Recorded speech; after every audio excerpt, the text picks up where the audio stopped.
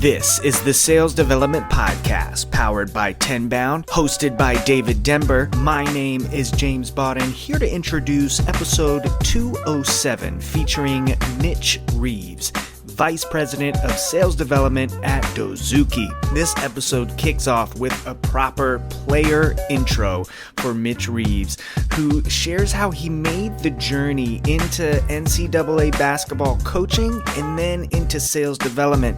A super interesting conversation as this thing gets going. At the 15-minute mark, the conversation continues with Mitch connecting the dots between sports and sales, and he highlights the similarities for individual contributors and coaches. At the 20-minute mark, David and Mitch talk about how Mitch made the journey from SDR all the way to Vice President at Dozuki.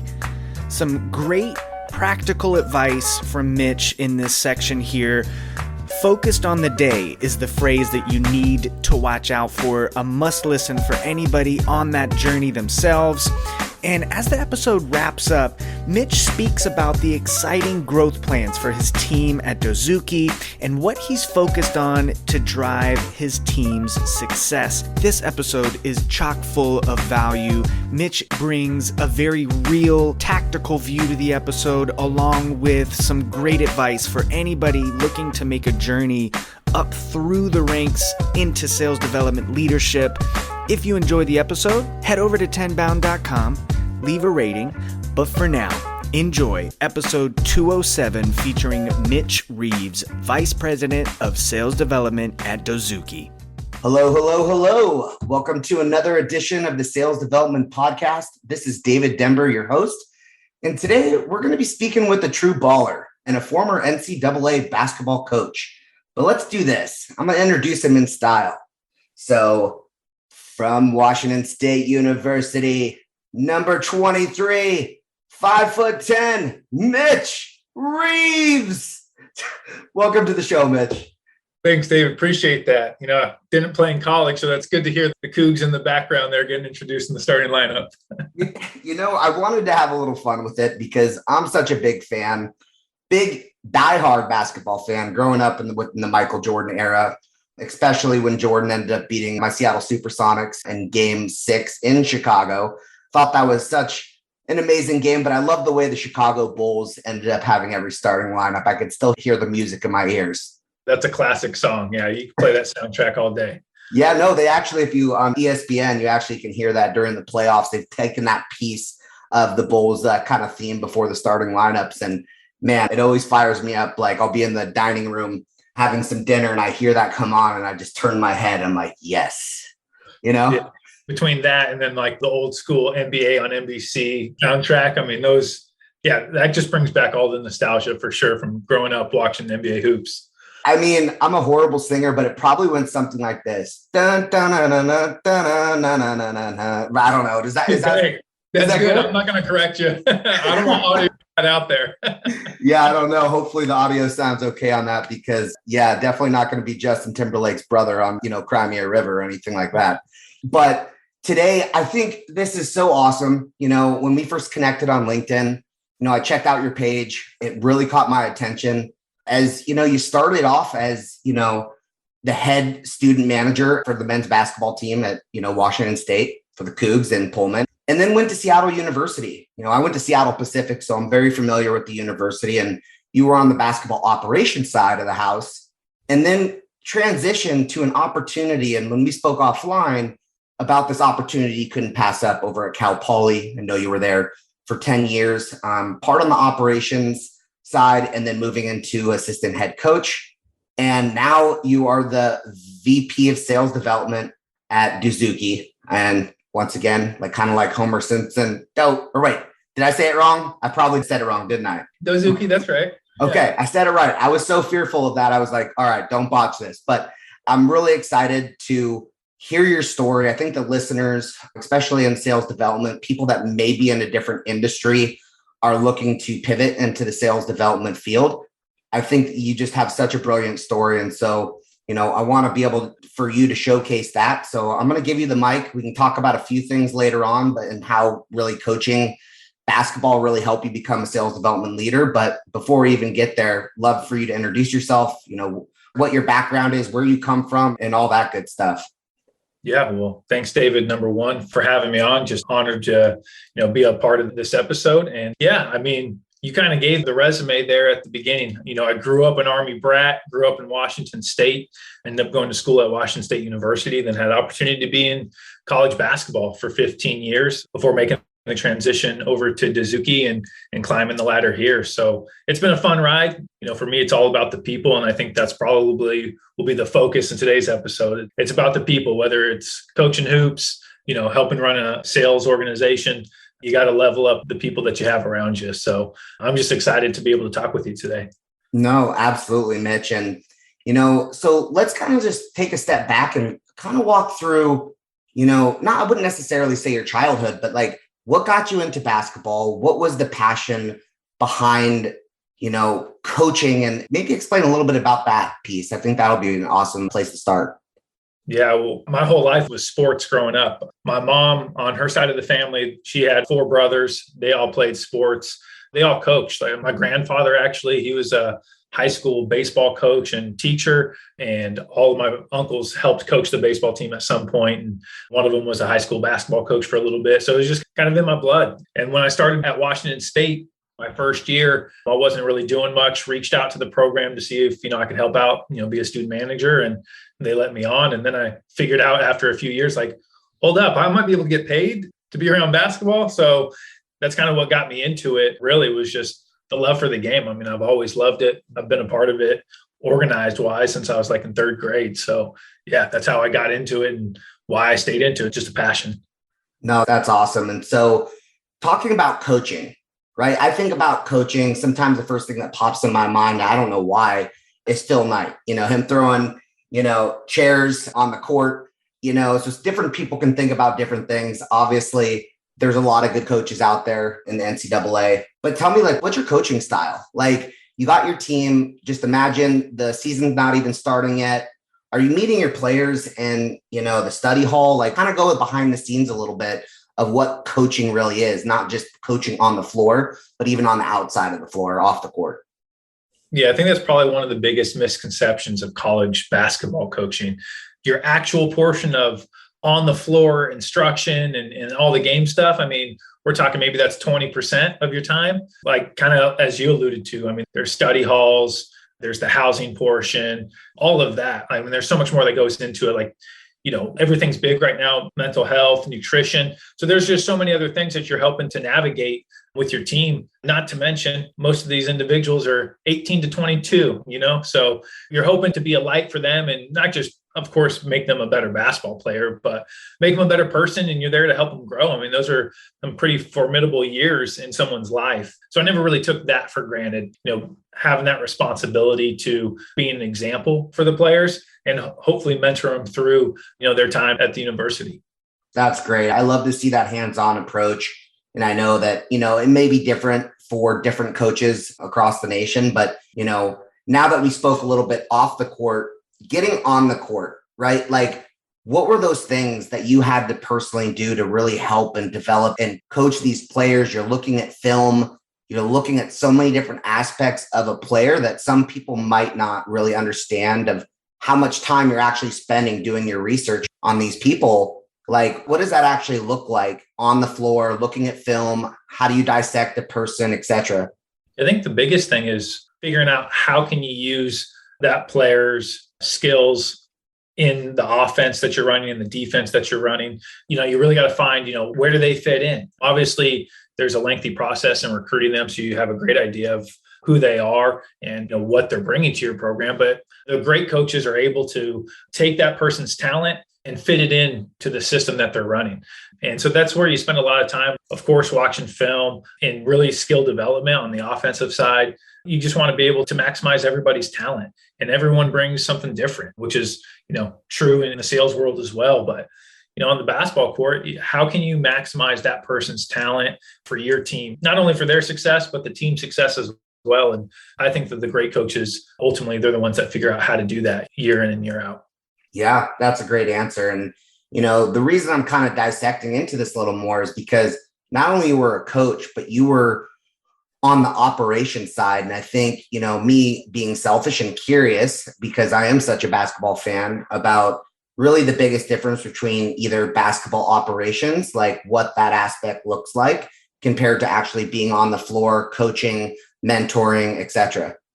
Yeah, well, I would say first off, like the mentoring, as long as you're a part of the staff, I think that's a responsibility for everybody on staff. But in terms of like on the floor, that's the one thing when I was in the operations role, you weren't allowed to do. So you weren't allowed to be on the floor and do any drills. The main responsibilities are, it's really just all the logistics. I mean, I can hear when I was in that role, just like the players going, when I had something to say, like logistics, so because they knew I was going to give an update of what we had going on. And that's from making sure you got meals, the team bus, you got the hotel book, the flights, all of that. And the reality is in that position is you have to make sure other people do their job well for you to look like that you did yours. So that was always a challenge, but it just required a lot of organization and it was fun. I really enjoyed my time in the operations role and it's how I was able to get my start. So really thankful for it. Yeah. And the things that you just listed out there, that tells me you have great time management skills, which will be a segue to sales development, because that's another piece within SDRs today. To be successful, you need to have a really good understanding of your calendar, good understanding of your day-to-day and your framework. And there was a lot of logistics that you just pointed out of being like, oh, wow, like there's a road game coming up in a few days. Okay, this hotel's booked. Like, wait a minute, like trying to figure out if you have to pivot accordingly. And it's the same thing as an SDR. And then you're going out and coaching people. And then at a later point, which we'll discuss later on, is you're moved your way up to VP of sales development. So it's like, it's interesting. I'm like kind of like peeling the onion here. It's just fascinating to hear your story thus far.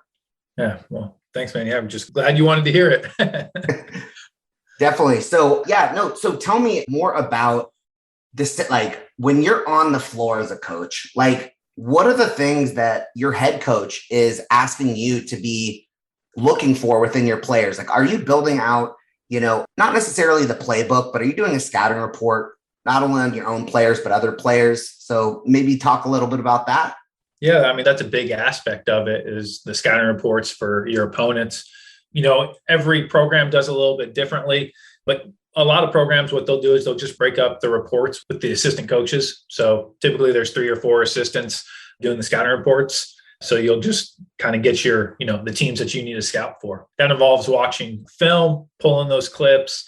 You're going to look at player tendencies in those clips. You're going to look at obviously what the team's running on offense, what type of defenses they're throwing out there. So you need to know everything about that team and be able to provide adjustments within the game based on what you've seen. And, but the realities are all of it comes in the preparation. Like, hey, you need to know all that stuff, but you also need to be able to present it in practice. It's kind of like the mock calls on the SDR side, right? Like, if you can't do it in a mock call, well, you're probably not going to be able to do it, when you get on the phone with a prospect. So it's the same thing. Like, if you can't do it in practice, well, probably not going to be able to do it in the game. There's some rare people that can turn it on and off. Those people are rare. But on the coaching side too, like you've got to be prepared. Like, it's not like you're going to have the answers all of a sudden when the game comes. You need to have those in practice the 3-4 days leading up to the game. So, and I really enjoyed that aspect of it and was fortunate to be around a lot of coaches that excelled in that area. So I was able to learn a ton. For sure. That's such a great way to explain it, because you're getting the team prepared. So when getting the team prepared for a game, it's you as a leader in sales development, you're getting your team prepared, knowing your company's, ICP, understanding, who competitors are, to be able to write persona-based messaging to give your team the best shot of succeeding. So they almost, in a sense, go hand in hand. And if you're not a basketball fan, that's okay. I mean, we're going to be pivoting to the sales development aspect, but for the listeners that are sports fans, it's almost identical. I mean, would you agree with that? Yeah, I would say it's so similar. It really is.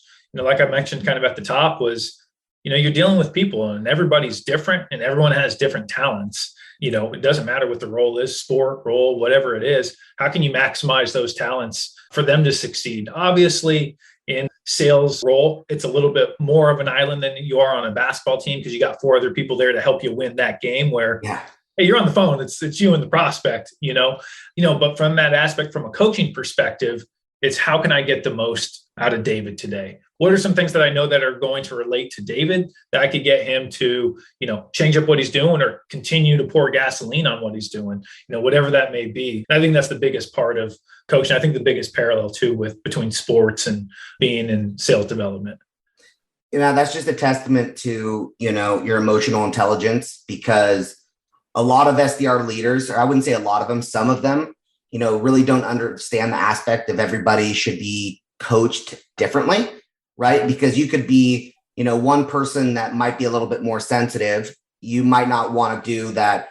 Like, why are your number, there's just different ways to fuel the fire. It might be trying to show a little bit more compassion, show the soft skills of trying to find out maybe what's going on in their life that's preventing them to excel as an SDR. So like taking that approach compared to someone that needs that extra fire, that knows if you pour that gasoline, like you said, if you pour the gasoline and you light that match, it's going to light a fire under them to get the most out of their skill set. So it's 100% fascinating that you brought that to the table. And, talk a little bit about like the transition. Now that I kind of understand like the framework of really what you have done on the basketball operations, when did that light come off and say, you know what, sales development, like hearing that story, I think will be awesome for the listeners.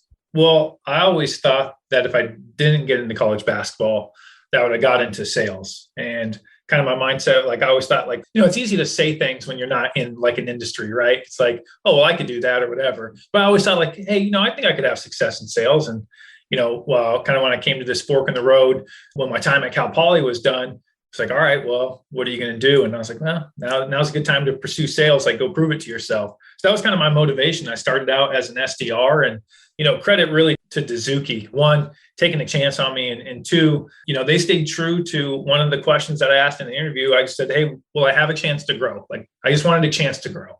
And they said, yeah, if you prove it, you'll have a chance, and we'll kind of see where it takes us. And, fast forward to now, they've taken care of me. So it was really cool to be a part of a company that was growing, but also to see a company that supports you in your growth, both personally and professionally. And that was really, it made my transition so much easier.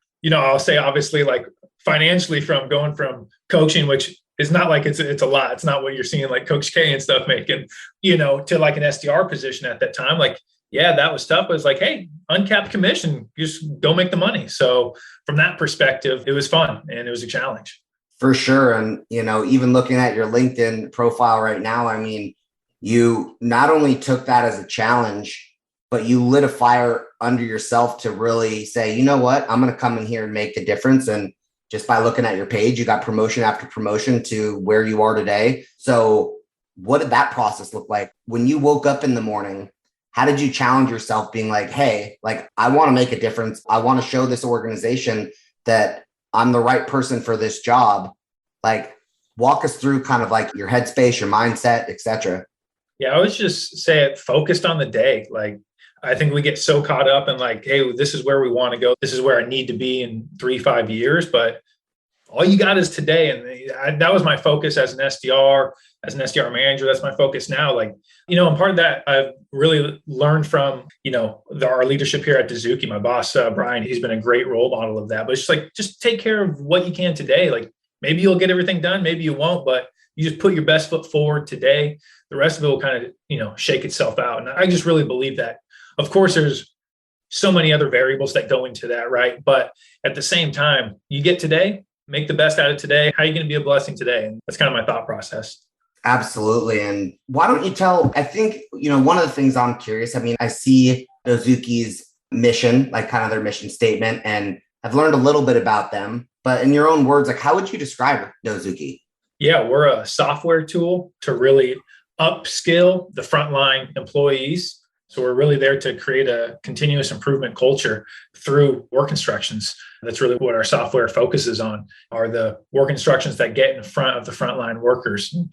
Within that, you can do a lot of things from a management level and all of that, but it really helps the entire organization with their digital journey. That's really what we're all about. Our ICP is the manufacturing industry, and that was something brand new to me, but it's a fascinating industry, which I think has, sometimes a negative connotation with it about, making things. But when you think about everything you have, like it gets made somewhere in a plant, like it gets manufactured, and like to see those processes and all the work that goes into those things, man, it's truly a fascinating place. And I'm excited to be a part of that industry. No, super cool. And, obviously we could talk offline about it, but definitely have a lot of connections within the manufacturing space. So, one off, we'll be able to connect later on, either later this month or next. But no, I think that's so great. The jump that you've made, the way that you have just been so focused on your own personal growth. You could have had an ego that came into it, be like, SDR, but you accepted the challenge and you just stayed focused at the task at hand, put your blinders on and just went for it. And now you are now the VP of sales development. So, right now, what does that team look like? What is like the goal, or where are you looking to go in the next 5 years? Is it looking to scale by, adding more SDRs, or, what does that picture look like there, Mitch?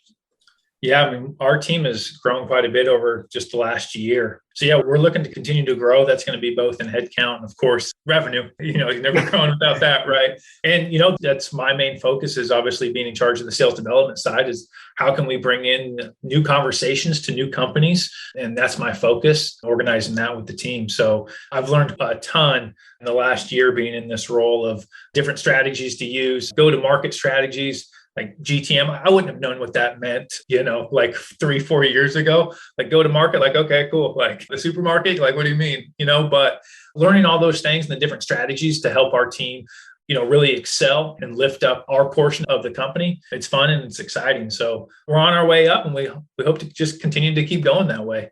Yeah, absolutely. And Mitch, I will say it was just such a pleasure getting to know you, not only on a personal level, but on a professional level as well. You're such an amazing leader, someone that, really practices those soft skills. So other SDRs that are going to be under your wing in the future, and the ones that are right now, they're very lucky to have you. And, at this point, I'm going to transition and put you on the spot. You had no idea I was going to ask you this question, but right.